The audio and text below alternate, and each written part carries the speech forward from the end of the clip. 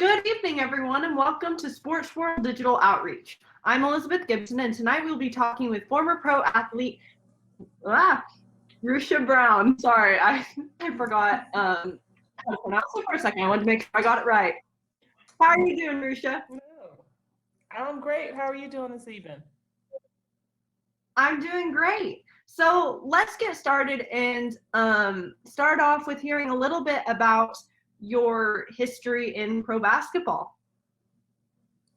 Well, it's been an incredible journey for me. I first never thought that that would be my life and my testimony, but I have played 17 seasons of women professional basketball, seven of which I played in the WNBA from its inception, which is a proud thing for me because this year marks the 25th anniversary of the WNBA.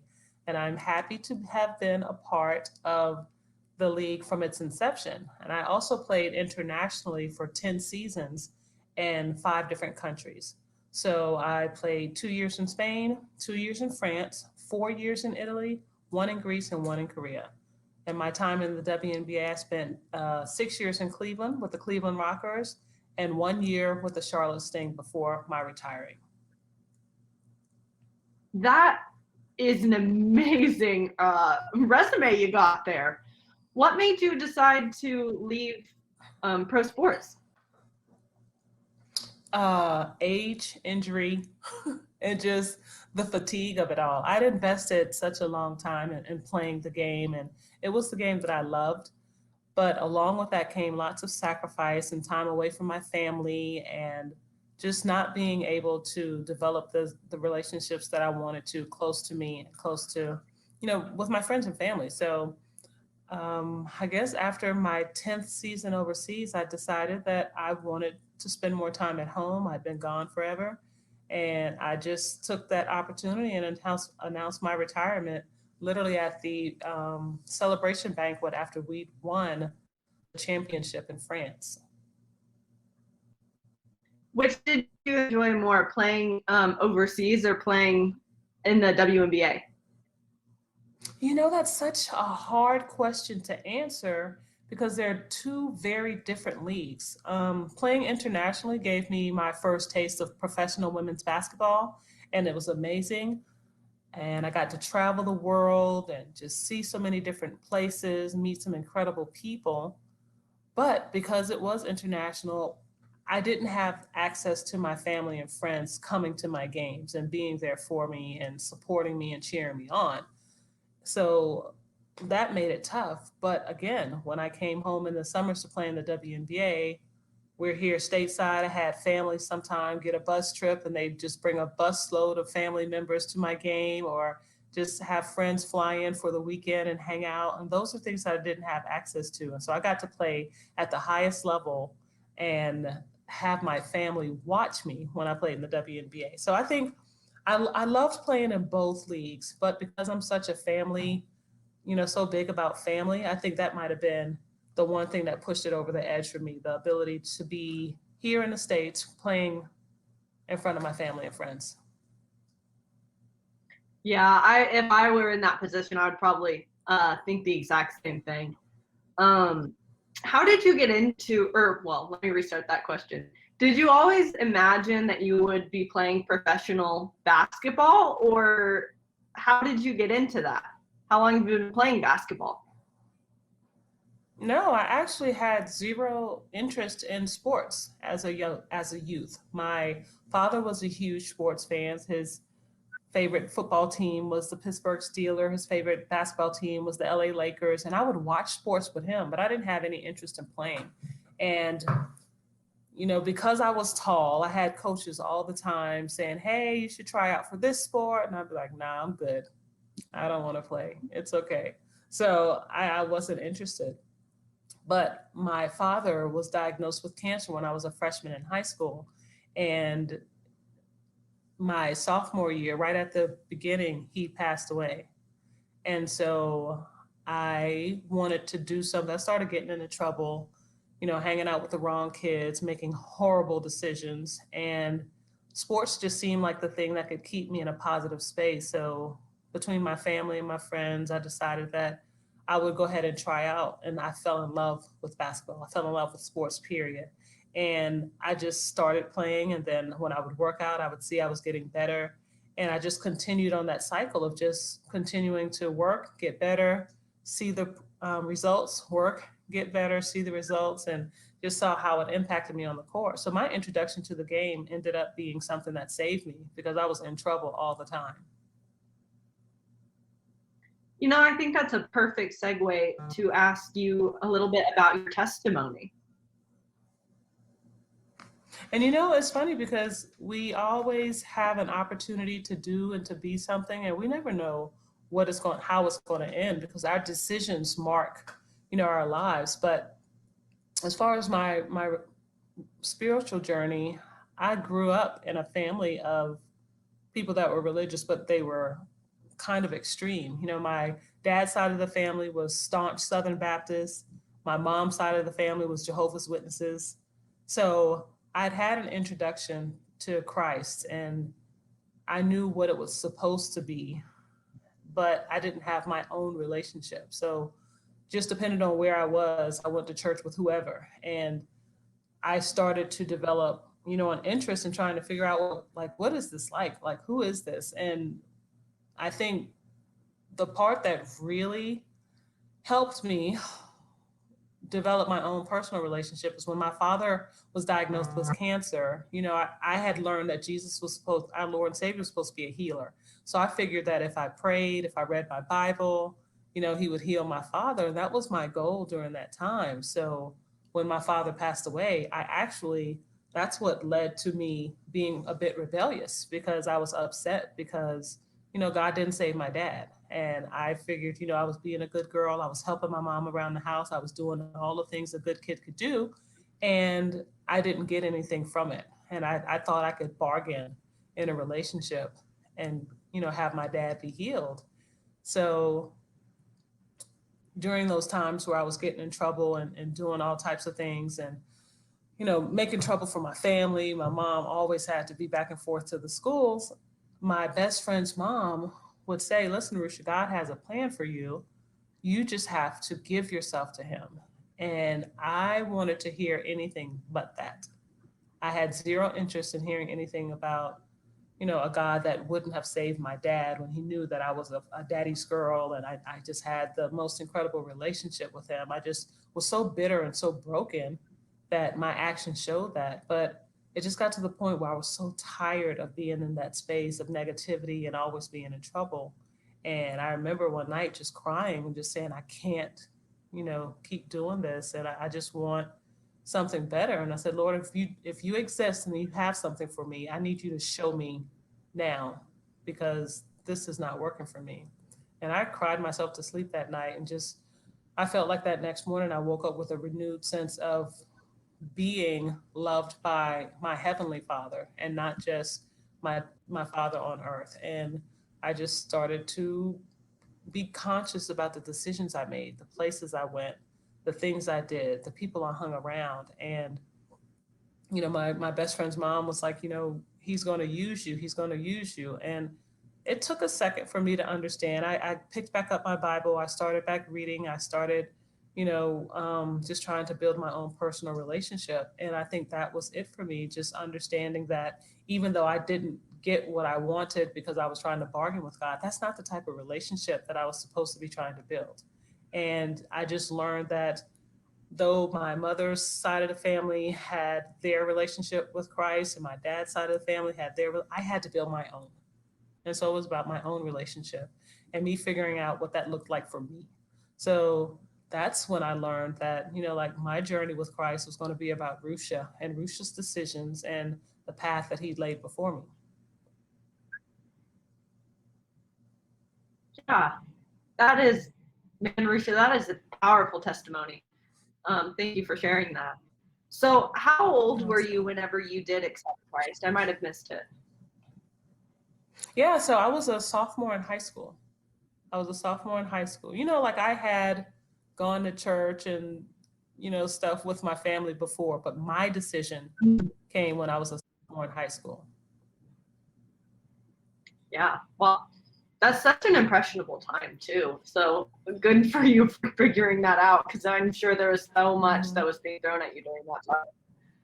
Was it very difficult transitioning into that relationship with Christ and kind of living that out while also being in high school? Because that's kind of a really big transition during a really vulnerable time in a kid's life. So was that difficult for like friendships and everything like that? I think it happened in a time and a space that was most beneficial to me because not only was I transitioning spiritually, but I was playing sports. So I didn't have the time I had before. Like I had to go to practice, I had tournaments, I had to make sure I was doing my schoolwork. So the time that I had prior to get into shenanigans and doing crazy stuff, that time didn't exist anymore. So practically every hour of my day was accounted for. So the only thing I had to do was make sure that with the little time that I did have, that I was doing something positive. And so I honestly think, and I say it all the time, I think basketball saved me, not just from myself, but from my environment. If you could give any advice, um, as who you are now, having gone through everything you did, to your sophomore self, what would it be? Hmm. What would I tell a 10th grade Rushia? I think one of the things I struggled with then was my self-confidence because even as an athlete, I was tall, but I wasn't skilled. So I was always insecure, like my clothes didn't fit right. So I think I would just tell Rushia, you're enough. You're more than enough. And just the journey that you're about to take is going to impact you and everyone around you. And just to trust, the path that has been laid before you. But primarily that I was enough. I didn't need to be anything for anyone, just what God had called me to be. And I didn't even understand that yet. Yeah, I think that's a lot of I think that's some good advice that a lot of our young people need to hear right now, because there seems to be a lot of self-doubt and confidence issues, so as well with a lot of them from what I'm seeing. um, so going off of what you said you weren't really that skilled in sports and everything. What did that journey look like from not being very skilled to playing in the WNBA? It was crazy because, as I mentioned, I probably was already 6 feet tall as a sophomore in high school. So, of course, every coach wants you on their sports team, but tall and athletic does not mean skilled. So, I didn't even discover till I started playing that I was athletic. So, I would play and I knew I could run, I could jump, but I couldn't shoot, I couldn't dribble, I couldn't do any of those things. But that just meant that I had to put the work in. And I remember at a practice, our coach had one of her former players come in to speak to us. In walks this young lady, and I'm probably exaggerating her size because I was so little then and my size, but I swear in my mind she was like 6'5", and like 220 pounds. Like she was just a beast, but in the most positive way that you could think. And she talked about her journey and how she was now going to college for free, and how Coach Kendall was the one who set her on that path, and what commitment looks like, and all that other stuff. And I was like, look, that could be me. I could do that. I could go to college. I knew the only way that I would go to college was if I got a scholarship, because we were not rich at all. We didn't have much money, and we were barely making it, especially since my father had passed away. And I was like, I want to do that. I'm going to commit myself. So I started coming to school early, working out in the morning with my coach. Then I'd, get dressed and go to classes. And then I'd have practice with my team. And when they left, I stayed in the gym. I kept working out. So I developed a work ethic that I hoped would put me on the road to being a credible athlete and give me a chance at a scholarship. And as I mentioned prior, the more I worked, the better I got. And the better I got, the more success I had on the court. And it was just a cycle for me. So I just continued to work. I continued to do those things. And I became obsessed with the process. I became obsessed with my results. I became obsessed with knowing that I had a hand physically and making sure I could be as successful as possible. And those were the things that drove me. And just even to the point of where I would travel on these travel teams, and I wanted to always play against the best players. I wanted to, go to the top tournaments. I wasn't afraid like my first year because I was scared to play against anybody because I was awful. But the better I got, the more I wanted to compete. And so that's what it looked like. And so by the time I was a senior in high school, I was the number 2 recruit in the entire state of South Carolina. And I'd been recruited by schools ranging from Harvard to Duke to Oklahoma to North Carolina Chapel Hill, which is where I initially committed. I gave a verbal commitment to Sylvia Hatchell and said I was going to come to the University of North Carolina. And at that time, that was one of the big basketball schools. And as time came to, actually sign my national letter of intent, I was still a little afraid and I didn't want to go that far. I didn't want to leave my family.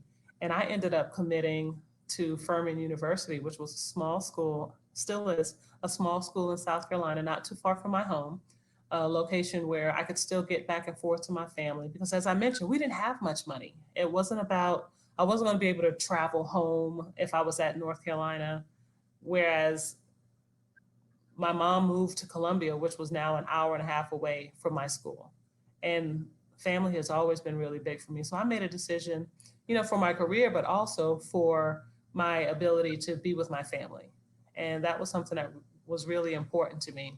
But Furman gave me what I needed. I think in the end, that small school with a small city and just small everything. I don't know if I was ready to go into the big city and just be completely immersed in the University of North Carolina, Chapel Hill. I'm sure I would have adjusted, but I think the decision I made was good for me. And one of the things I did there, I had an incredible career at Furman, both academically and athletically. So I was happy. And my senior year, my coach calls me in her office. She was like, Rushia, I got a call from a guy. He said, there's an opportunity. Maybe you can go overseas and play. And I didn't even think about playing professional basketball because there was no WNBA. You didn't see it. And because women that play overseas, you don't get a chance to see them either. I never even knew it really existed. I didn't pay attention. But when I had the conversation, he said, listen, I've watched your stats. I see what you're doing. And I think you could play in this league over here.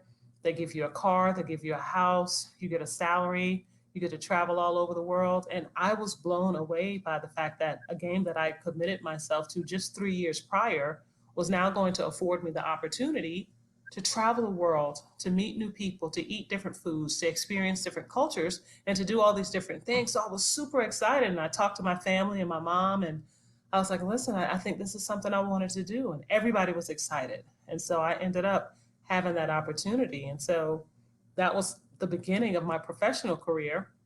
And then 3 years later, the WNBA started. So just in that time, I spoke to my agent because I had an agent then. And I said, listen, her name's Trisonia.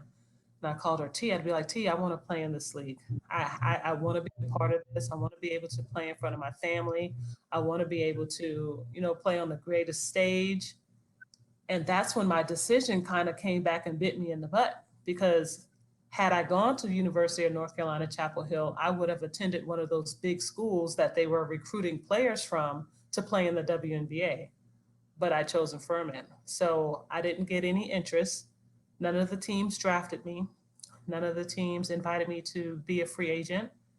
None of the teams, had me to come into camp. And so I ended up having to take the road less traveled. Because the first year of the WNBA, what they did was to give each franchise an opportunity to market in their area. And they had open tryouts. So they wanted all the women in the area to be excited about the game and think they could be a part of it. So they said, okay, so you can come try out. And they had 2 spots on each team. So at the time I was living in Atlanta. I drove from Atlanta, Georgia to Charlotte, North Carolina with 3 of my girlfriends. And we were going to try out for the WNBA, the Charlotte Sting. And I get there, we walk into the gym, and there are 200 women trying out for 2 spots. And it was a battle the entire time. And it was women from 18 to 80, because everybody wanted to be a part of it. Some, like 100 of them knew they weren't really contenders, but just to be a part of that and the anticipation of what the league was going to bring was really exciting. So I just thought, this was what I was supposed to be doing. I'll make this team. And I made it all the way down from 200 to 150 to 100 to 75 to 50, all the way down to the final four. And I got cut. And I was heartbroken because from the time that I started playing, I'd never been cut from anything ever in my life. And it was just really a sobering moment. So I go home to my mom, and it's so funny because only people that know my mom would understand her response. And I'm crying, I'm all upset, and she's looking at me like, so what are you gonna do? Like, do you think you're good enough to play in this league? And I'm like, yes, but they cut me. So clearly I'm not. And she was like, well, figure out another way.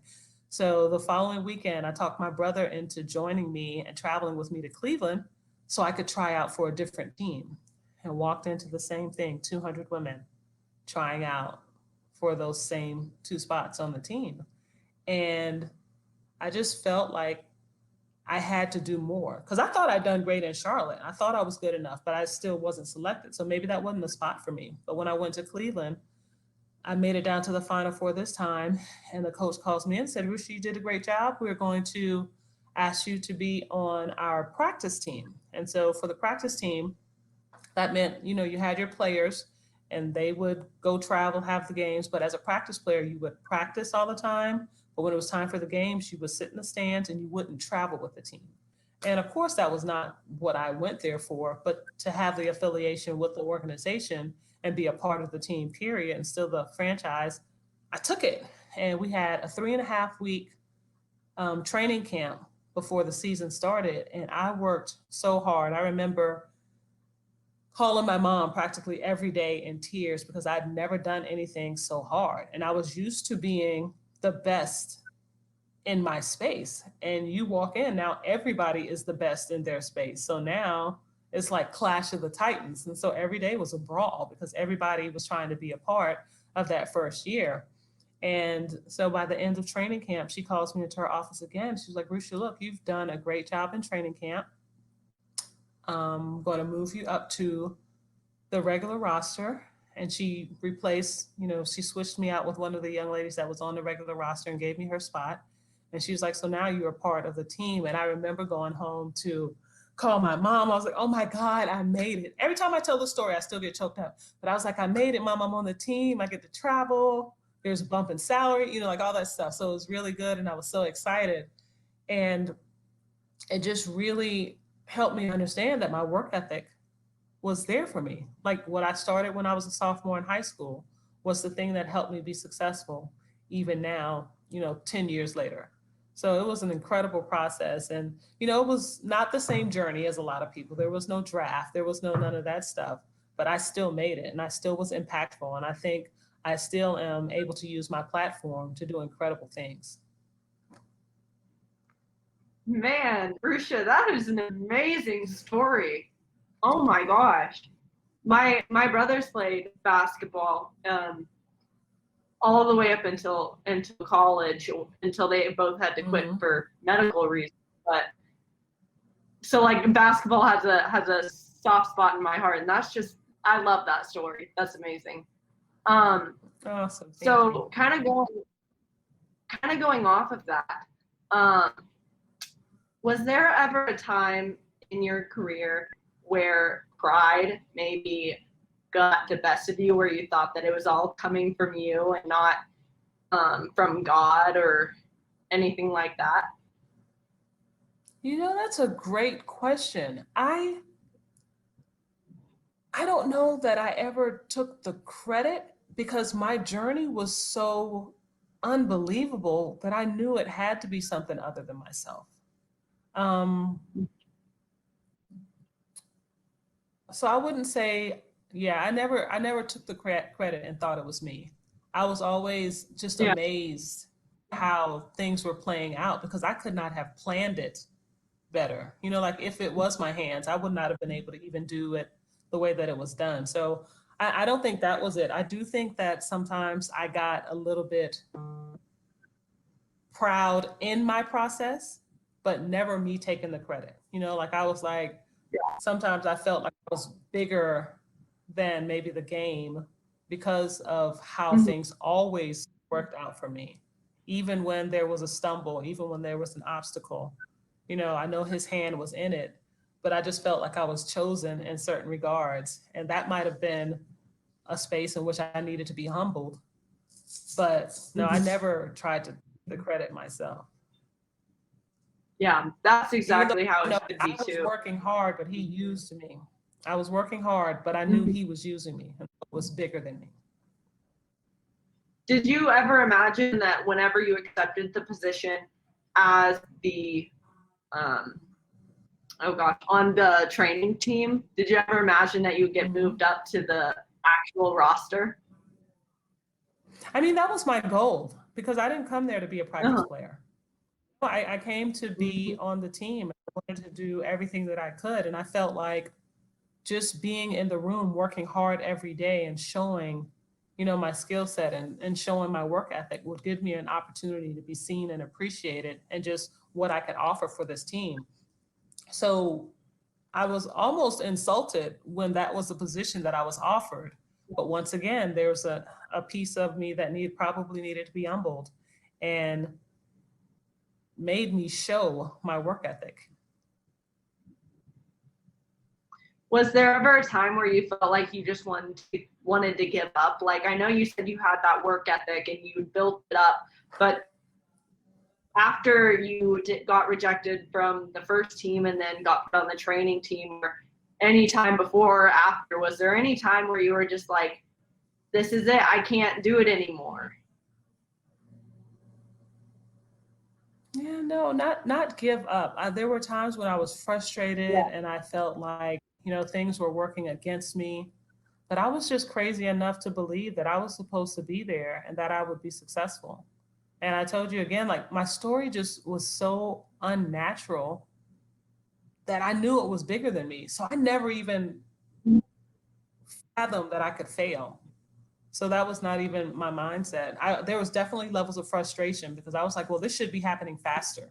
I shouldn't have to go through all these challenges and all these obstacles. So I think that might be the thing that I dealt with more so, but never wanting to give up. Because I Mhm. learned early on too, whenever I was discouraged and people were telling me what I couldn't do, those were the things that fueled me. So whenever it looked like a piece of, something was happening where I was frustrated and I couldn't get it together, I knew I had to lock in and just try and do better because failure was never an option. Yeah. So kind of not switching courses, but kind of moving a little bit forward.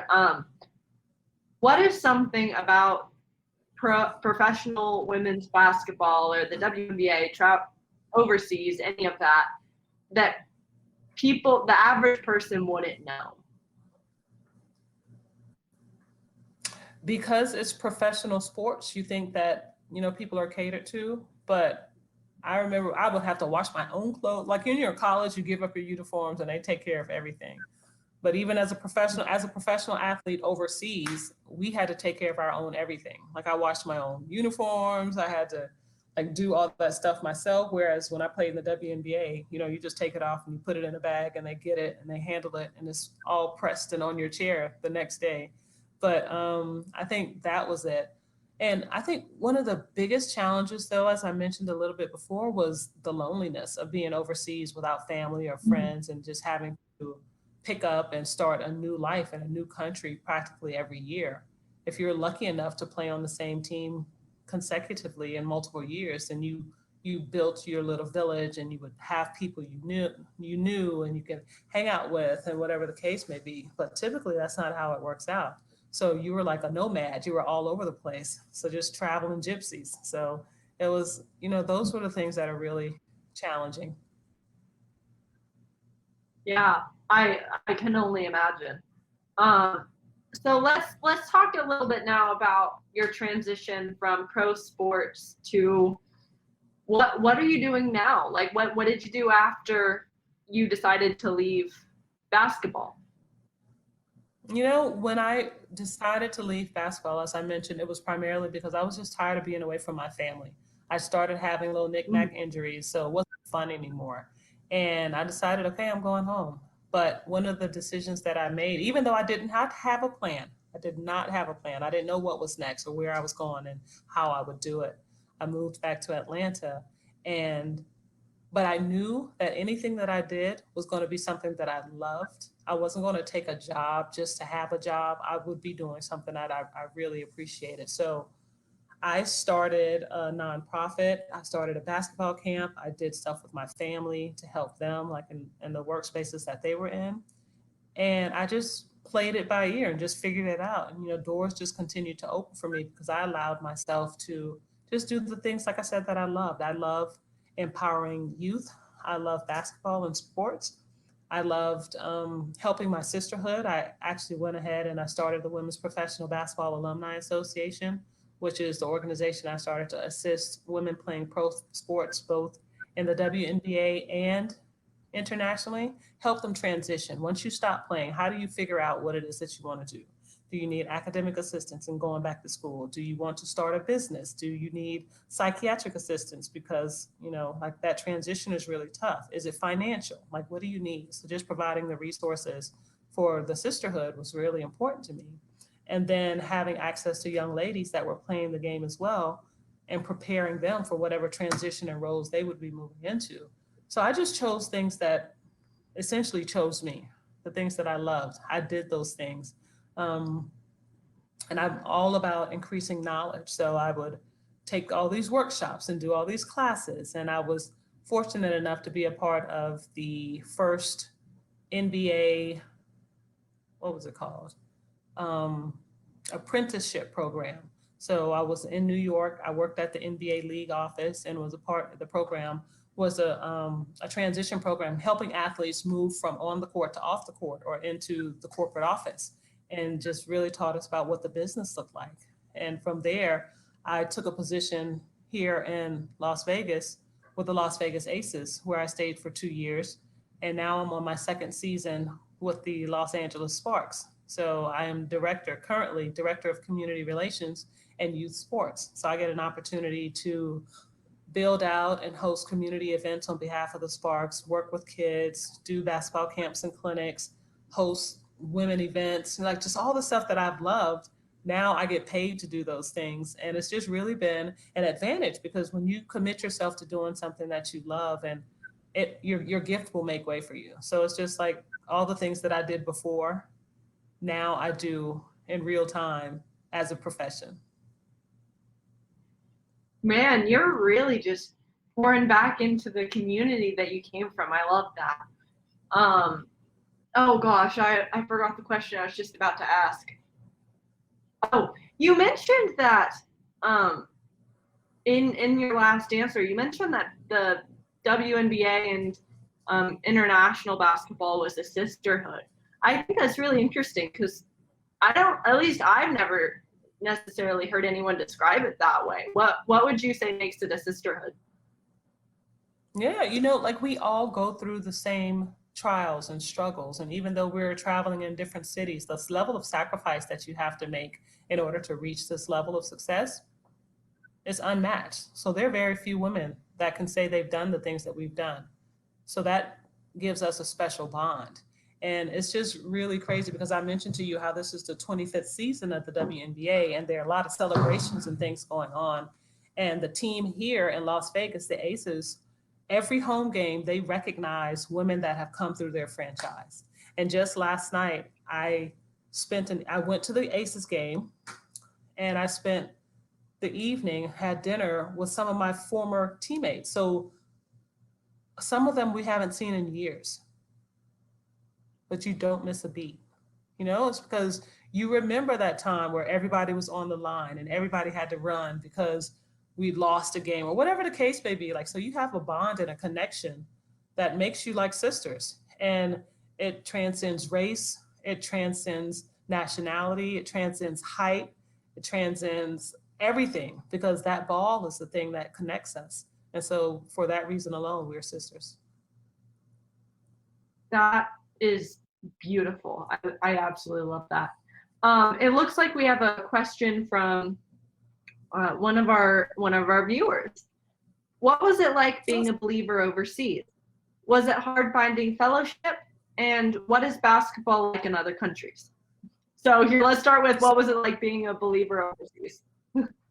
Yeah, that was a good one because I spent a lot of time alone, and that was where I learned too how to hone in on my personal relationship, also how to meditate and how to study on my own.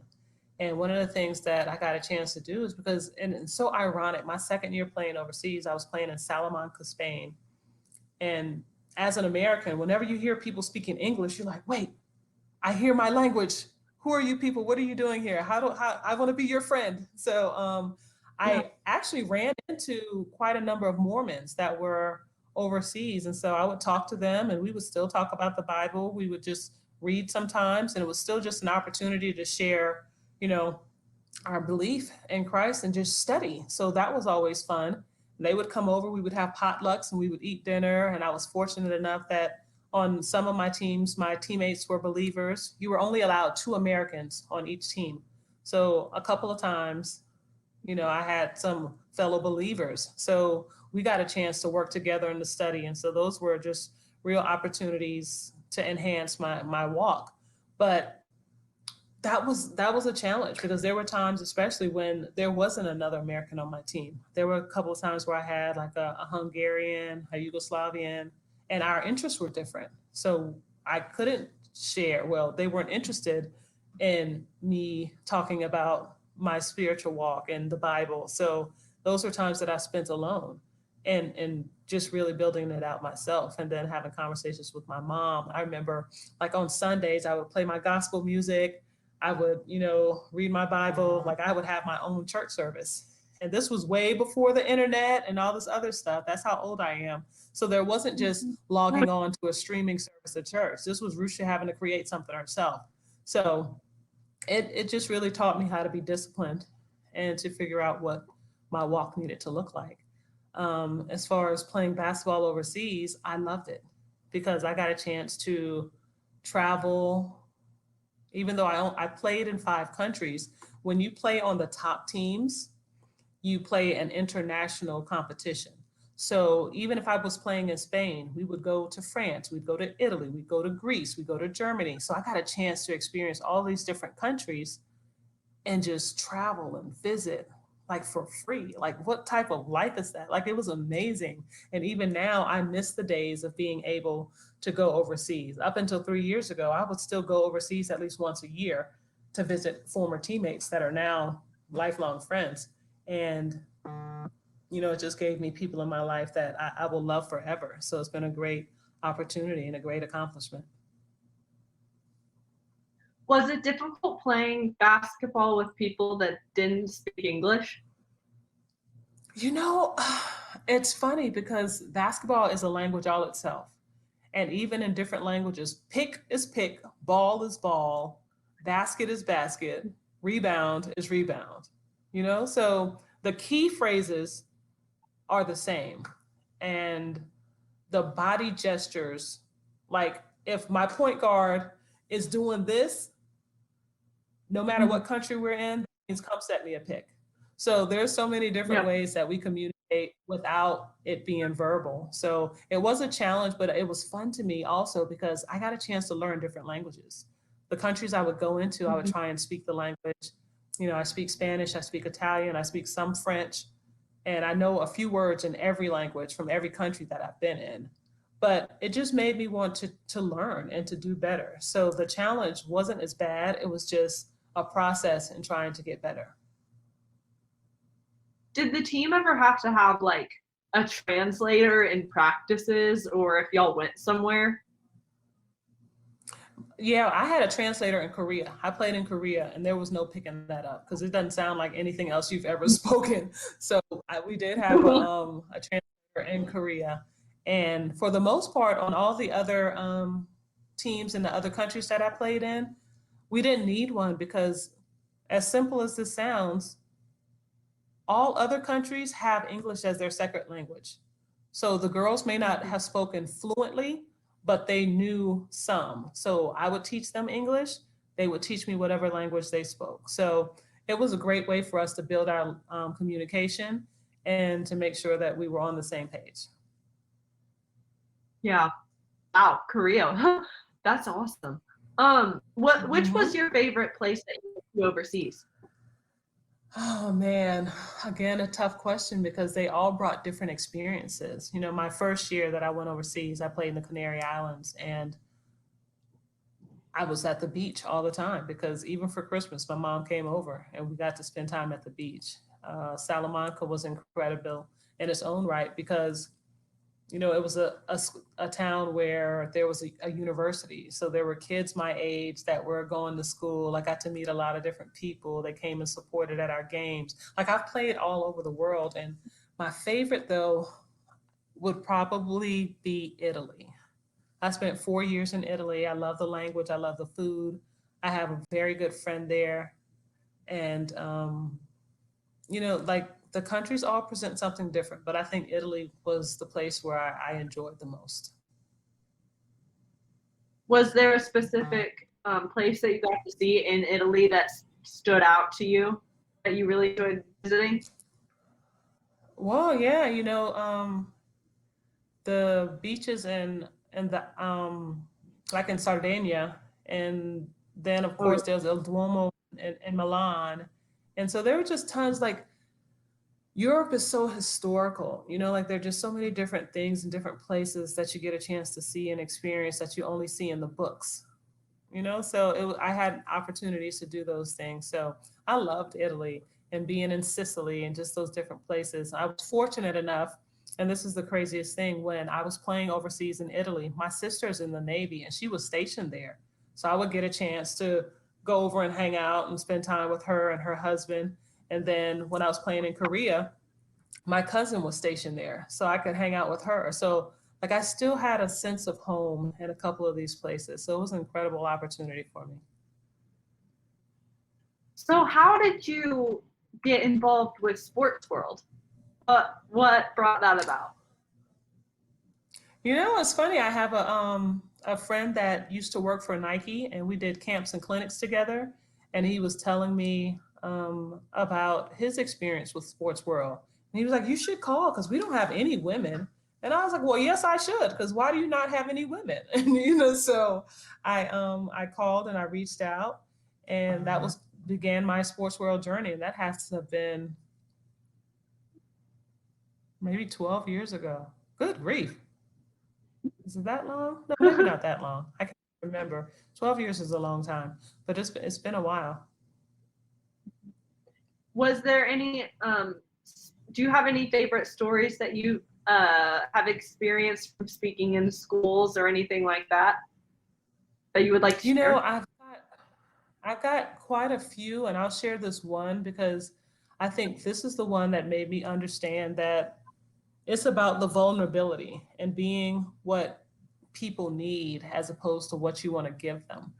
And, like, of course, you know, I have my spiel that I give about my life and my sports and all that other stuff. But one day I'd gone to a school and there was a young lady. She was sitting in the office as I was coming to check in, and she was sitting there and she had her head down and she was crying.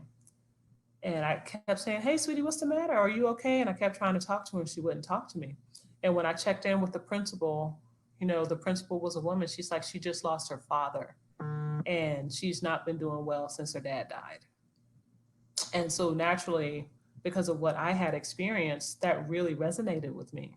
So I went back over to her again and I sat beside her and I just rubbed her shoulder and I was like, "Listen, your principal told me that you just had a terrible loss and I understand." And I shared with her how my dad had passed away and how it impacted me and how, like, now I do things a certain way. Just, you know, just shared of myself. And that was the first um, outreach where I shared that part of my testimony about my dad. And, you know, because she came in, I asked her to come in and sit with me as I spoke. So she sat on the front row and I spoke to her most of the time as I shared. And the response was amazing, just in the sense that the kids connected with the fact that I wasn't perfect. You know, like they see this professional athlete and you've done all these things and you've traveled all over the world and you've had all these incredible experiences, but I shared I was a hot mess. You know, like, I got in trouble all the time. I did terrible things. I was almost put into a juvenile institution, a juvenile detention center, because of my actions, things that I did, decisions that I made. And so when I then said, we're not all born winners or losers, we're born choosers, it resonated because I had to make a decision which direction I was going to go. And then in sharing that with them, they understood that they had the opportunity to make that same decision. So I think that story just really helped me understand how being vulnerable and allowing your broken pieces to be seen as well could really give people the chance to connect with you, as opposed to seeming out of touch because your life is so perfect and they think you've done things a certain way. When I was like, nah, I've done all the dumb stuff that y'all are thinking about doing. I did all that, all of it. And I still made it out okay. So that was the one that really stands out for me. Man, that is a really touching story. Thank you for sharing that. So for all of our viewers who may be watching right now, maybe watching later, that don't know what Sports World is, can you give us a little rundown of what Sports World is? Absolutely. Sports World is an organization that uses professional athletes and their testimony to impact the lives of youth, and just coming into the schools, talking about decision making, using our personal experiences to let you know that, everything is possible. You just have to make your decision. And then sharing our personal testimony as to what impacted our lives and put us on the right track and gave us an opportunity to be successful, both on and off the court or field. So Sports World does a great job of building these relationships, getting donors to pay for us to go into the schools so the kids receive, our testimonies, everything at no cost. We go in and just speak to them because it's important. Yeah, Sports World is awesome. Have you ever encountered a situation where maybe you started to share your testimony or something like that, and then a school was just like, no, we're not talking about religion or anything kind of weird like that? One of the things we do to prevent those type of instances is, prior to going out to speak, we ask what the limitations are, if any. So there are some places who are like, look, you can talk, but don't say Christ. You can't say anything about the Bible. You can't do.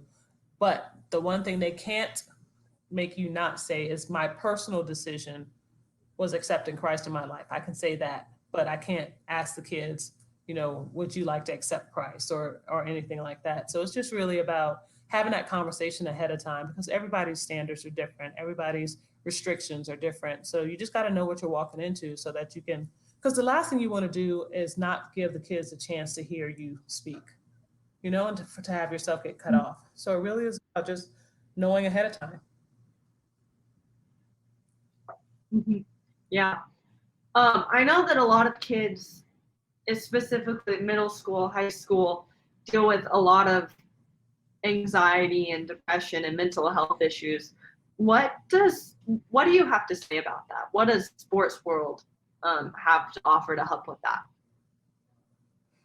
First, I would just like to say that, there's so many people that are dealing with so many different things these days. And I know, just even watching kids and just their engagement, I think social media is really tough because it presents a spirit of comparison, like looking at what other people have and what other people do and seeing where you rank up to them. And I don't think that's fair, because we all are living in different spaces. We all have different gifts, talents, and skill sets.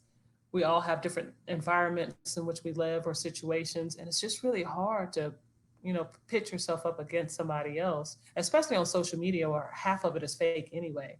So I know that's a challenge. And I just really encourage kids to look at their own lives, and you just want to be better than you were yesterday. You're not comparing yourself to me or comparing yourself to anyone else. Look at who you are and what you're trying to do, and you do those things for yourself, and just understand, your purpose. But I do believe, like, our youth are experiencing some really troubling times. We just went through COVID, like a full year of being locked in the house and not being able to experience one another. Like, I have a 9-year-old daughter, and she is super duper social. So to have her stuck in the house with me and her grandma was difficult. It was difficult for all of us, but my mom and I understood, but she had, I think, the biggest adjustment of all. And it's just really about having the conversation and letting the kids know it's okay to not be okay. But when you feel like that, you Mhm. need to talk to somebody about it. You need to understand that you have a safe place. I always tell my daughter, I love you no matter what. You talk to me and let me know how you're feeling. If you're not happy about something, we can talk about it. If you are frustrated about something, let's talk about it. Because I think the skill of communication is beneficial. And a lot of times, kids don't feel like they have a voice. And that's when they tend to act out. That's when they tend to do things that hurt themselves. But it's always important that they understand how loved they are. And we just put them in a position to understand that things may not be perfect, but we can talk about it and see how we can change it. Mhm. So what does someone do if they feel like they don't have anyone that they can talk to? You know, there are tons of different things. First off, I'm sure at the end we'll give the hotline for Sports World. And I think that's one of the most incredible things that we have to offer because you don't always want to talk to somebody face to face. And the phone and texting gives you an opportunity to be a little bit anonymous, but you can still share. But I think within the school systems, you have counselors. You know, you can go online and look up, you know, different people that you can talk to. But Sports World offers a hotline. I think that's really important because it gives you an outlet to speak with someone who knows, understands, and cares about what you're going through. Mhm. So, Rusha, last question of this really, really fun interview. Um, if you can leave the viewers with one message tonight, what would it be? I would say that, you know, God has given each of us something, a gift, a talent, a skill set. And once you understand what that is, you can then walk in your passion. And I always talk about the passion principles and how to be the exception and not the rule. And so when we talk about the exception, we talk about being bigger and better than you could ever expect for yourself. You know, like the rule is just when people do just enough to get by. But when you discover what your passion is, that gives you a space to do something great. And so passion is an acronym for perseverance. You know, we have to understand that there are challenges, there are setbacks, there are obstacles, but we got to figure out how to keep moving. That's that's about your perseverance. Your A is your attitude. Attitude means the way you receive things, the way you respond both verbally and physically, and understanding that we show people how to treat us based on how we carry ourselves. So make sure that you're representing yourself and being that light of Christ. When people see you, it shouldn't be about what you say, but how you carry yourself. So if your attitude presents you as a lover of Christ, then people will be drawn to you. So that shows people how to treat you. So you've got your S, which is a sacrifice, understanding the difference between what I want to do and what I need to do. You know, like there are going to be times where we have to give up certain things because we got to make decisions about what we want. And I can't always do all the fun things. Sometimes I got to buckle down and understand that I got to give up something to get something else. So we've got perseverance, attitude, sacrifice. Your second S is setting goals. You know, challenge yourself to do great things. Understand that when you're in a space where you want to do something short term, long term, write it down and then check it off as you go. Give yourself a pat on the back. Don't be afraid to say, good job, Rusha, because it's challenging. It's hard out here. So when you sacrifice and you set your goals and you actually accomplish them, then doggone right. Good job. Applaud yourself. So your I is inner strength, which is believing in yourself even when nobody else does. Because there's so many people out here that are negative and they don't want to see you successful, so they tell you that you can't. But you have to understand that that has nothing to do with you. That's more about them. So when you believe in yourself, you know that you're the one that has to do the work. You know that you're the one that has to be disciplined.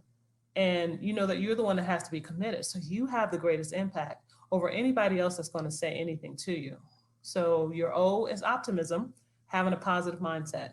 You know, we already talked about in perseverance how you're going to have your challenges and your setbacks and your obstacles. But the only way you get over those things is to think positively. And primarily as athletes, we always think wins and losses, wins and losses. But as you develop and you understand in life, it's wins and lessons. What can I learn that's going to get me in a better position to win the next time? And so it's not about failure now, because that's just a part of it. but how do I get better? And having a positive mindset around it and taking something positive out of every situation is going to help you move forward. And the last letter N is never giving up. We just can't quit on ourselves. Like a lot of times we see the success stories of so many people that are out here in this world and we just see the end result. We don't see the 5 years that they worked on getting something done. We think, oh my God, they're an overnight success. Well, no, they're not. They've been working at it and you have to work at it too. So we just have to understand that the only time that we lose is when we quit. It may not take, the 2 years we thought. It may take 4 years.